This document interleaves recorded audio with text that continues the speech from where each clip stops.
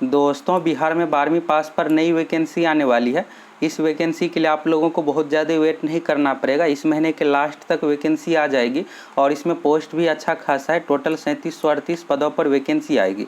तो इस फॉर्म भरने के लिए योग्यता क्या है, चयन की प्रक्रिया, उम्र, सिलेबस, इस वीडियो में आप लोगों को A to Z जानकारी देंगे। तो चलिए सबसे पहले आज के डेट का न्यूज़ देख लीजिए। इसके बाद आप लोगों को qualification detail, selection process, syllabus के बारे में भी बताएंगे। तो यह जो न्यूज़ है आज के डेट का प्रभात खबर का है।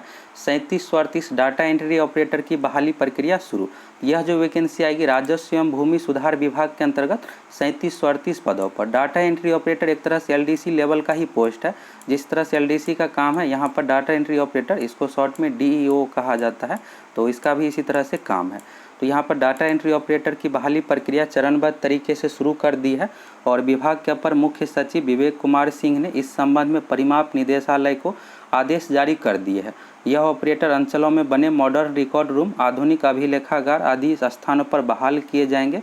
आज़ादी की वर्षगांठ के मौके पर 121 अंचलों में मॉडर्न रिकॉर्ड रूम का शुभारंभ करने का लक्ष्य रखा गया है।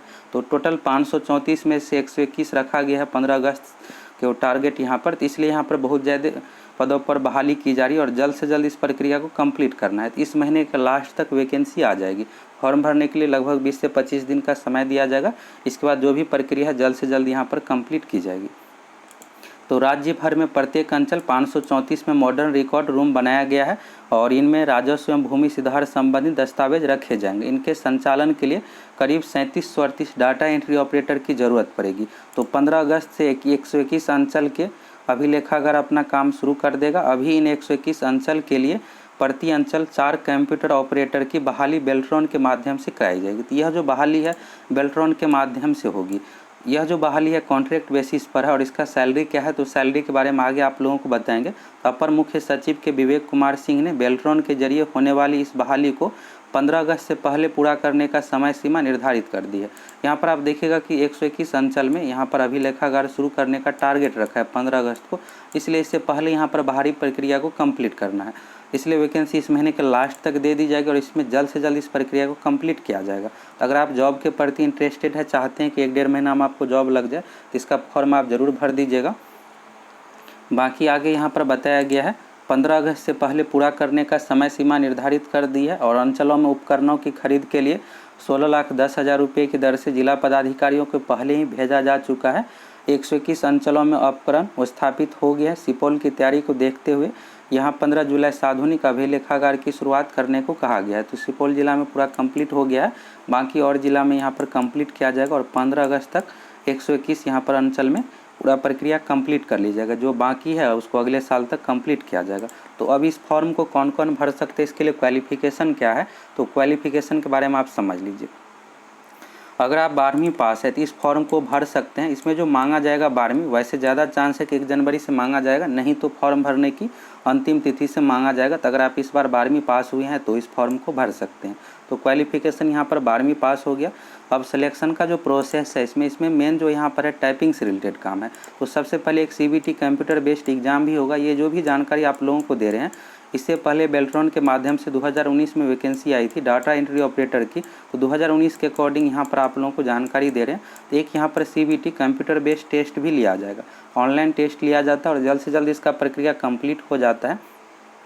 CBT टेस्ट लिया जाएगा। CBT टेस्ट में जो है 100 क्वेश्चन नहीं पूछा जाता, इसमें 60 क्वेश्चन पूछा जाता है। 60 क्वेश्चन कंप्यूटर से रिलेटेड ही पूछा जाएगा। इसमें मैथ, रीजनिंग, GK क्वेश्चन नहीं पूछा जाएगा। सभी 60 क्वेश्चन कंप्यूटर से रिलेटेड ही पूछा जाएगा। यह जो काम है कंप्यूटर से संबंधित ही है, इसलिए कंप्यूटर से रिलेटेड ही 60 क्वेश्चन पूछा जाएगा। इसके बाद होता है टाइपिंग टेस्ट। टाइपिंग टेस्ट जो है हिंदी एवं अंग्रेजी दोनों में है। तो टाइपिंग टेस्ट आपको पास करना है, इसके बाद आपका यहाँ पर मेरिट बन जाएगा। ये हो गया सिलेक्शन प्रोसेस। एज की बात करें तो इसमें न्यूनतम एज जो मांगा जाएगा 18 साल। एज जो काउंट किया जाएगा, ज़्यादा उम्मीद है कि 1 जनवरी से काउंट किया जाएगा। फॉर्म भरने के बाद देख लीजिएगा और हम भी आप लोगों को वीडियो के माध्यम से जानकारी दे देंगे जब वैकेंसी आएगी। हो सकता है कि फॉर्म भरने की अंतिम तिथि से भी मांगा जाए, नहीं तो ज़्यादा चांस है कि 1 जनवरी से ही काउंट किया जाएगा, क्योंकि यह वैकेंसी जून में ही दी जा रही है।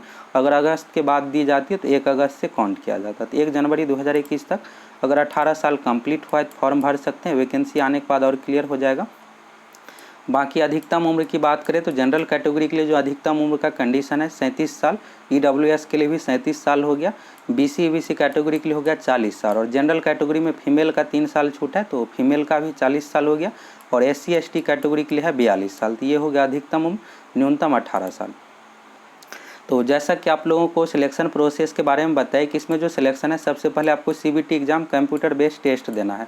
ऑनलाइन एग्जाम में टोटल 60 क्वेश्चन पूछा जाएगा कंप्यूटर से रिलेटेड, और हो सकता है कि इस बार के चयन प्रक्रिया में बदलाव हो। अभी जो भी आप लोगों को जानकारी दे रहे हैं 2019 के अकॉर्डिंग, 2019 में डाटा एंट्री ऑपरेटर की जो बहाली हुई थी तो सबसे पहले कंप्यूटर बेस्ड टेस्ट लिया गया था, और इसमें 60 क्वेश्चन जो है सभी कंप्यूटर से संबंधित ही पूछा गया था। इसके बाद आप इस एग्ज़ाम को पास कर जाते हैं तो इसके बाद आपका टाइपिंग टेस्ट होगा। टाइपिंग टेस्ट हिंदी एवं अंग्रेजी दोनों में होता है। परसेंटेज बेसिस पर इसमें मेरिट नहीं बनेगा, एग्जाम के आधार पर ही बनेगा। तो ये हो गया आपका यहाँ पर CBT जो एग्जाम है, 60 क्वेश्चन जो पूछा जाएगा। इसमें क्वेश्चन किस तरह का पूछा जाएगा, इसमें सभी क्वेश्चन जो है कंप्यूटर से रिलेटेड ही पूछा जाएगा, एक भी मैथ रीजनिंग GK का क्वेश्चन नहीं पूछा जाएगा। और कंप्यूटर से रिलेटेड तो अच्छे लेवल का इसमें क्वेश्चन पूछा जाता है, नॉर्मल नहीं। सभी आपको प्रैक्टिकल टाइप का क्वेश्चन रहेगा, जैसे MS वर्ड MS ऑफिस से रिलेटेड क्वेश्चन पूछा जाता है ज़्यादातर शॉर्टकट की। तो अगर आपको MS वर्ड से संबंधित पूरा ज्ञान है तभी आप बना पाइएगा क्वेश्चन। यहाँ पर प्रैक्टिकल नॉलेज होना चाहिए।